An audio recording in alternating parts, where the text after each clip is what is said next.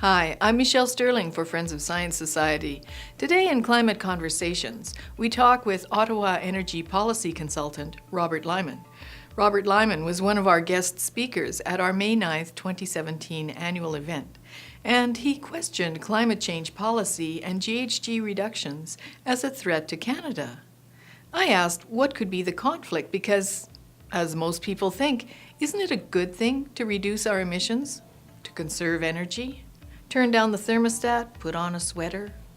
People speak about reducing emissions, as you say, in terms of relatively modest measures, turning down the thermostat, taking the bus to work, and so on. And those reduce emissions, but they do so at very marginal levels. The targets that governments are committed to are far more stringent than that. And so we're not talking about relatively modest lifestyle changes. We're talking about transformative changes in the Canadian economy and in fact in many people's lives. Robert indicated that trying to implement such policies would dramatically affect regions differently, dramatically affect you and your lives, and this could lead to serious ramifications in terms of society, the economy, and national unity. It's troubling, and it's troubling because of two things. One, the magnitude of the changes are such that they would really disrupt people's lives if we tried to push them as far as the governments are claiming that they want to do.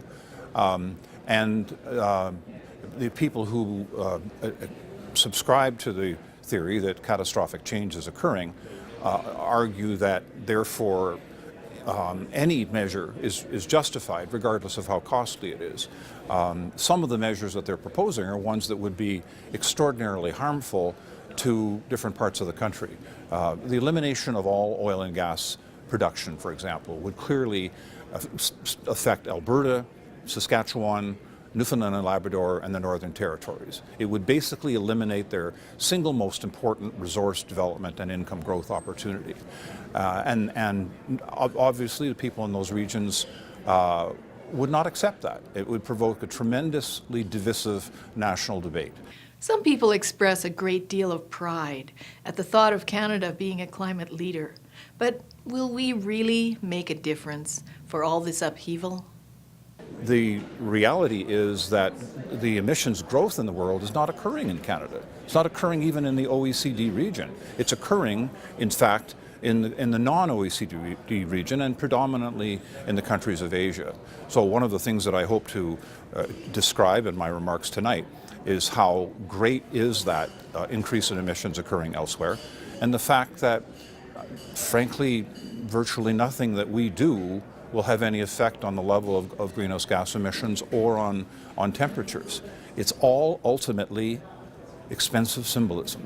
I've spent 10 years in the Canadian Foreign Service, and so I have some feeling for the effectiveness of different types of international policies. Canada is well respected, but I think people have to differentiate between the good feeling they get when they travel abroad with a backpack and a maple leaf on the back, and when people show that they genuinely like Canadians, and whether the actions of the Canadian government are going to cause other countries to follow us.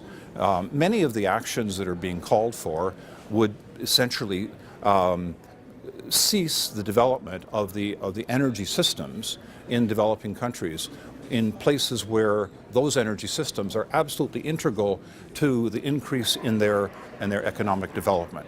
And they will not sacrifice their economic future for the sake of following Canada's lead.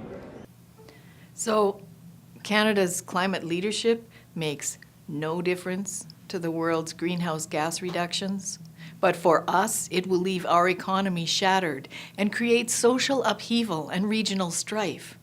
That is contrary to the UN Charter, Section 55A, which expressly states the UN shall promote higher standards of living, full employment, and socioeconomic progress.